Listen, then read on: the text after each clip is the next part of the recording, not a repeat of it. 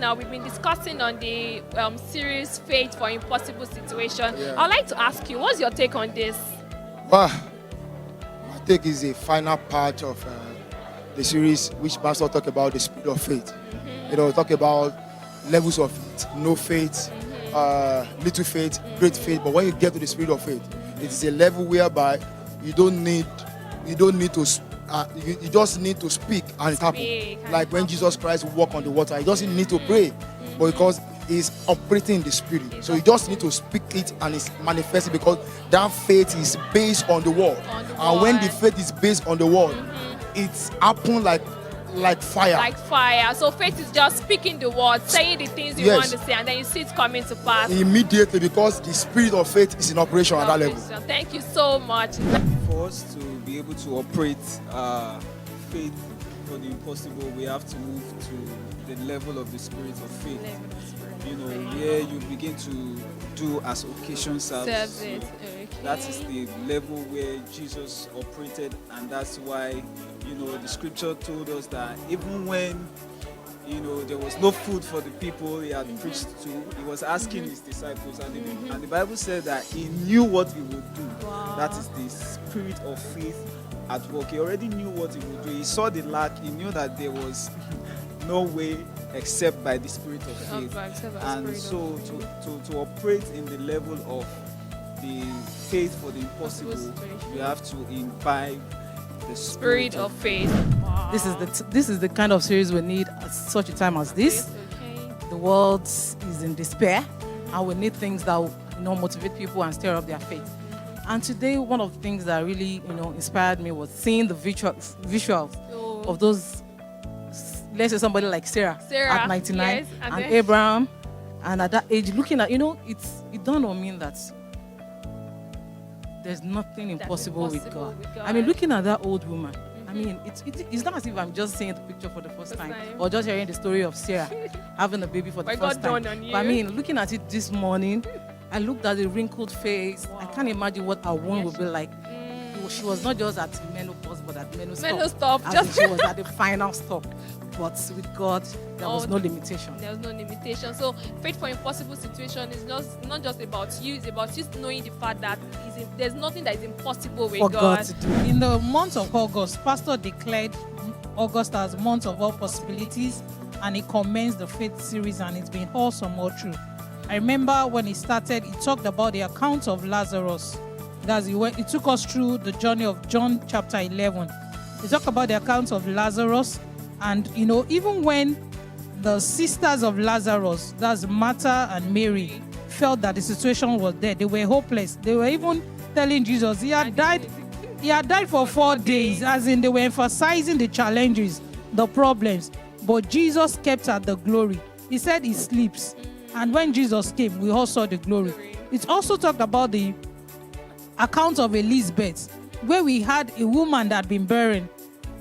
He has been declared barren, being pregnant for 6 months. Sure. So you can imagine, that's one of things. And we went to Genesis. He took us to the beginning, where in Genesis 1:1, the Bible says in the beginning there was darkness everywhere, but light came.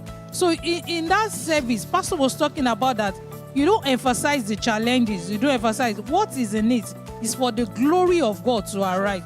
That in every situation they are going through, Isaiah 60, arise, shine. It doesn't matter the darkness, but just focus on the glory, and that will be your testimony.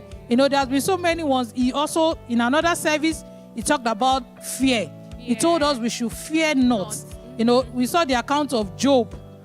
Job, if you looked at it, even despite that he was an upright man, we saw that Job constantly lived in fear. We saw where he would sacrifice just in case the children, had committed sin. Pastor said fear torments. That was one of the, and we saw how Job constantly lived, and Job said himself that the thing that he had greatly feared now came upon him. But thank God for the restoration. So, that's what one of the, we should allow our faith to arise and let no, Bible says the Lord has not given us the spirit of fear, but of boldness and of a sound mind. So faith, he also talked about what faith does. He gave us about 10 things that faith does, that faith moves God in our favor. We live by faith. We live by faith. we walk by faith. You know, there was one that said faith commits God into our fears. He talked about the account of Shadrach, Meshach, and Abednego. As in, they just care less about what the decree was. It's just about you putting your faith into action. Into Not action. just knowing that yes, that this thing can be done, but when you continue speaking the word as well, it comes to pass. Yes. I learned that when we have faith, we commit God to our fears. Okay. So the pastor gave us different examples, and the major one that really got my attention was on Abraham. Oh, Abraham? Yes. Okay. Our father Abraham, he has faith in God. Even when God told him to go, and he didn't even know where he was going to, he had no idea. He left his family and he followed God. True. It was also a case where Jesus Christ fed the 5,000 people with just 5 loaves of bread and 2 fishes. So with this, I think faith is when you have faith for what is not possible, what you can't see, what people can't see, what you can't measure. So the series so far has been wonderful. I learned a lot, and I'm actually so you put it in action. Yes. So it's expected of us to put this faith in action. Yes. Thank you so much. Nice having you this evening. Thank you have you, a pleasant day. Bye. But my major take home was the story of Abraham, and that got me to go back to the scriptures to read more about Abraham. And I discovered something about his faith. Yes, we know after he had passed the age, the physical age or the biological age of fathering a child, or for Sarah, his wife, to have a child. But there's a particular account Hebrew gave us, especially in chapter 11, 17 to 19, to make me even see another insight to how Abraham believed in faith. Now, Abraham was actually, after he had waited these long years to actually have Isaac, believing that through Isaac, the promise of having that descendant, having that seed will be fulfilled through Isaac. And God telling him, okay, now go kill up this guy for me.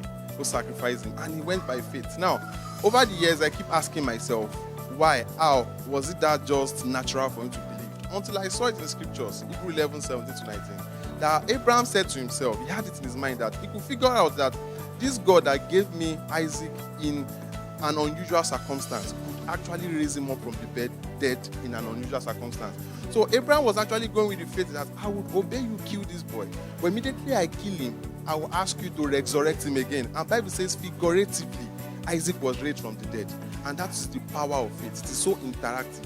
It is the measure of faith you apply. That is what you get from it. He gave a lot of instances and told us a lot of faith-based stories. But one thing that made meaning to me during this series is the Bible chapter, the Bible scripture, Hebrews 11:6, that says, without faith it's impossible to please God, but those who come to him should believe that he is and is a rewarder of those who diligently seek him. So the thing is, a food for thought is that for us as Christians, we have to be operating at the spirit level of faith. Faith is not something, it's not optional for Christians. It is important for us. If we claim to be redeemed, if we claim to be saved, and we actually want to please God, then we have to be operating on this faith-based level. So that is one powerful thing that I've taken on so far. And also, I've come to realize that faith is now. Faith is never tomorrow, is never in the past. It is now. It is something that you should implement, that we should implement as Christians now. What I took was one of the definitions of faith, which was faith is a living force drawn from the living word that produces what? Living proof.